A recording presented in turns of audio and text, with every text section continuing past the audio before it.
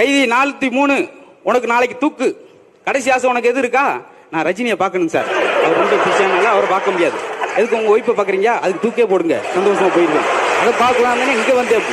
எழுத்துக்கள் பல வகைப்படும். ஆயுத எழுத்து, மெய்யெழுத்து, உயிரெழுத்து இதெல்லாம் கேட்க வேண்டிய எங்க தலையெழுத்து அப்படின்னா அந்த ஆள் எம்ஏ படிச்சு என்ன மூடி வச்சுட்டு முறுக்கு வியாபாரம் பண்ணி பொழைச்சிக்கிட்டு இருக்காரு பாவம். ஓங்கி அடிச்சா மெட்ராஸ் போய் விழுந்துருவேன். அந்த பக்கம் ஒரு ஆள் வந்து என்னை கொஞ்சம் மெது அடிங்க, நான் திருச்சி வரைக்கும் போனேன்.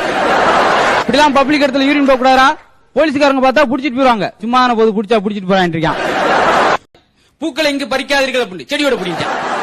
நீ பூக்களை தானே பிடுங்குறா, நான் போட செடியோட பிடிக்க போறேன். சைக்கிள் இங்க நிறுத்தாலும் போட்டுருந்தாங்க, குப்புற படுக்க போட்டு போயிட்டேன். நிறுத்தத்தானே கூடாது, நான் படுக்க போறேன்னு சொல்லி. காந்தி நல்லவரா கெட்டவரா அப்படின்னா ஏண்டா கேக்குறா அப்படின்னு. நல்லவரா?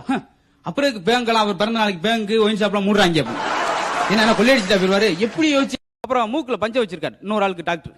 என்ன டாக்டர் மூக்குல பஞ்ச வைக்கிறீங்க? ஆபரேஷன் என்ன வைக்கல? அதுக்குள்ளே எப்படி இருந்தா ஆபரேஷன் முன்னாடி வைக்க போறோம், ஒரேதான். அதுக்கு முன்னாடி வச்சுட்டு எங்களுக்கு வேலை குறையுங்களா அப்படின்ட்டு கன்ஃபார்ம் பண்ணிடுறாங்க. டாக்டர் என்ன இப்படி செஞ்சிட்டீங்க? ஆத்திர அவசரத்துல ஒரு தெரிய வேணாமா? பதட்டத்தில் நீங்க கத்திரிக்கோள் வகுத்துக்குள்ள வச்சு தச்சிட்டீங்க டாக்டர். வேணா நீங்க இருங்க, நான் போஸ்ட்மார்ட்டத்தப்ப அதை எடுத்துக்கிறேன். இன்னும் பயப்படாங்க. போஸ்ட்மார்ட்டத்தப்ப பையனை போட்டு அடிச்சிருக்காரு. அடிச்சு மிதிச்சு காதலா ரத்தம், மூக்கலா ரத்தம், பிச்சு பிரிவு ராஸ்கல். அன்பா இருக்க பழகி அப்படின்னு இருக்காரு. இத்தனை அடி அடிச்சு காதுல மூக்க வரல ரத்த வரத்தை வச்சுட்டு அன்பா இருக்கணுமா? அதை எப்படி சொல்லியிருக்காரு பாருங்க. யார்ட்டையும் சண்டை விடாம அடிக்காம அன்பா இருந்து பழகு. போய் ஓன்ட்ட படிச்சு அப்படித்தான் இருக்க. ஆச்சரியமா இருக்கும். டேய் சுரேஷ், இங்க ஒருத்தர் நாயா கத்திக்கிட்டு ஏதாவது கண்டுக்கிறியா? சார் என்ன சார் நீங்க ஏன் கத்துனீங்களா? நான் உண்மையிலே நாயின்னு நினைச்சுக்கிட்டு இருக்கேன். அதுல பிஸ்கட் வேற வாங்க 2 பேர் போயிருக்காங்க. அப்ப என்ன கிண்டல் பாருங்க. கடவுள் நம்ம பாவங்களை மன்னிக்கணும்னா முதல்ல என்ன செய்யணும்? முதல்ல பாவம் செய்யணும். அப்பதான் மன்னிப்பாரு. ஏதாச்சும் பேசிட்டு தான் செய்வாரு. வாத்தியார் சொல்லியிருக்காரு, நான் அடுத்த வருஷம் ரிட்டையர் ஆக போறேன் பாபு. அப்படியே ஒருத்தன் கடைசீட்ல இருந்துமே அப்படியே அழுது காவேரியா ஓடுது கண்ணீர். பிறகு உச்சம் குளிர்ந்து போச்சு. அடுத்த வருஷம் ரிட்டையர் ஆக போன்னு சொல்லி ஏன் மேல அவ்வளவு பாசமாடா அப்படின்னு. ஏன் இப்படி அழுகாத. அதான் நான் 1 வருஷம் இருக்க போறேன். நான் அழுகிறதே அதுக்கு தாயா. இன்னும் 1 வருஷம் இருப்பேன் நீ. இந்த ஒரு 2 வருஷத்துக்கே நாங்க வட்டவாடு பெரும்பாடு. இன்னும் 1 வருஷத்துக்கு நீ இருப்பேன். எங்களை என்ன பஸ் ஸ்டாண்ட் நடக்கும் சில விஷயம். அன்னைக்கு ஒரு ஆள்கிட்ட போய் கேட்கிறேன், 10ஆம் நம்பர் பஸ்க்கு ரொம்ப நேரம் பண்ணிட்டு இருந்தீங்களே, அப்புறம் என்ன செஞ்சீங்க? 5ஆம் நம்பர் பஸ்ல 2 போயிட்டு வந்தேன். அவன் எப்படி கணக்கு ஈக்குவல் பண்ணிருக்கான் பாருங்க. இப்ப பஸ்ல போவாங்க, பஸ்ல எல்லாம் காமெடியா இருக்கு. கடைசி சீட்ல உட்காந்துருக்கு தம்பி, தெப்பக்குளம் வந்துருச்சு இறங்கியா அப்படின்னு. எனக்கு நீச்சல் தெரியாது இருக்கான். உன்னை தெப்பக்குளத்து இறங்கி நீச்சல் அடிக்க சொன்னார் அவரு. கோழி முதல்ல வந்ததா அல்லது முட்டை முதல்ல வந்ததா? எது வந்தாலும் மனுஷன் விட்டு வைக்க போறதில்ல. எது வந்தா அம்மளுக்கு என்ன சார்? அவன் 1/2 மணி நேரத்துல பிரியாணி சாப்பிட்டு போய்கிட்டு இருக்காங்க. இதுக்கு வேற அவது வந்ததா இது வந்ததா? எழுது ரொம்ப நாளா கேள்வி விஷயமான விஷயம்.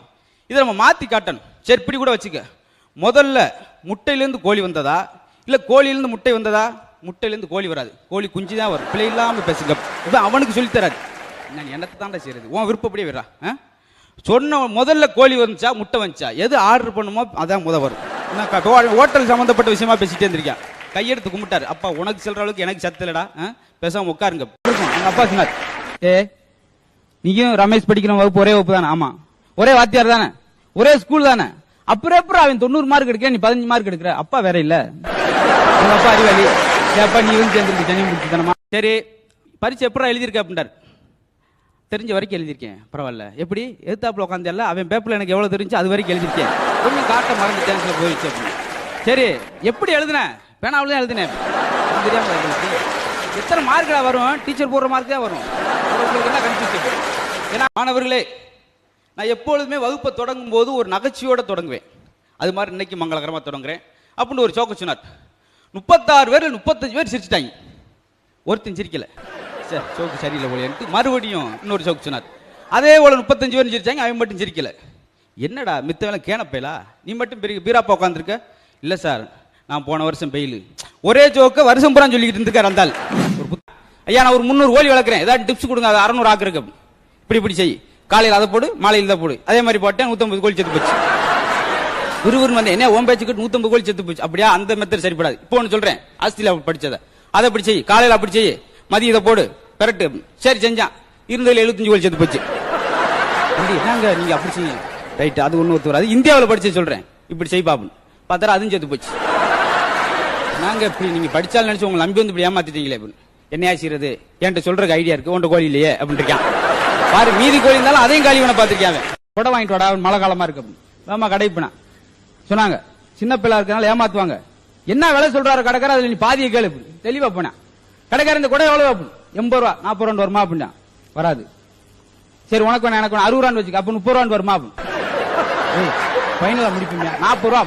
அப்ப 20 ரூபான்னு வருமா அப்படின்னு. ஓய்சி எடுத்துக்க அப்ப 2 கொடுங்க அப்படின்னு என்ன அநியாயம் பாருங்க. டேய் உங்க வீடு எங்க இருக்கு அப்படின்னு. பிள்ளையார்வலுக்கு ஏத்தாப்புல. பிள்ளையார்வல் எங்க இருக்கு? எங்க வீட்டுக்கு ஏத்தாப்புல. ஏலே உங்க வீடு எந்த தெருவுல இருக்கு? பிள்ளையார்வல் தெருவுல தான் இருக்கு. பிள்ளையார்வல் தெருவுல எங்க பாருக்கு? எங்க வீடு தெருவுல தான் இருக்கு. 2 எங்கடா இருக்கு? எது இருக்கு அப்படின்னு சரட்டுன்னு அவர் சட்டையை கிழிச்சிட்டு விறுவிறுன்னு ஓடியா உணர் வீட்டுக்கு. ஏன்னா ஒரே